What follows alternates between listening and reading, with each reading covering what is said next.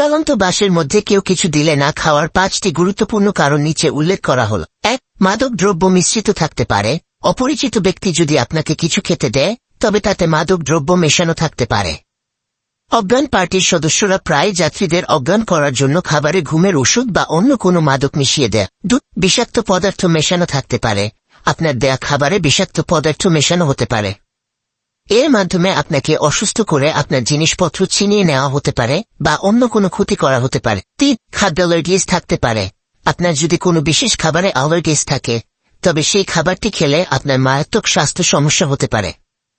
যেহেতু আপনি জানেন না অপরিচিত ব্যক্তি আপনাকে কি দিচ্ছে, তাই খাবারটি আপনার জন্য নিরাপদ নাও হতে পারে। 4. অস্বাস্থ্যকর খাবার হতে পারে। অপরিচিত ব্যক্তি আপনাকে যে খাবারটি দিচ্ছে সেটি হয়তো স্বাস্থ্যকর নাও হতে পারে। এটি অস্বাস্থ্যকর পরিবেশে তৈরি করা হতে পারে বা অনেকদিন আগের হতে পারে। 5. খারাপ উদ্দেশ্যে দেওয়া হতে পারে। কেউ আপনাকে হয়তো খারাপ উদ্দেশ্যেও কিছু খাওয়াতে পারে। সেই খাবারে কোনো ক্ষতিকর জিনিস মেশানো থাকতে পারে যা আপনার শরীরের জন্য ক্ষতিকর। এসব কারণে চলন্ত বাসে অপরিচিত লোকের কাছ থেকে কিছু খাওয়ানো উচিত নয়।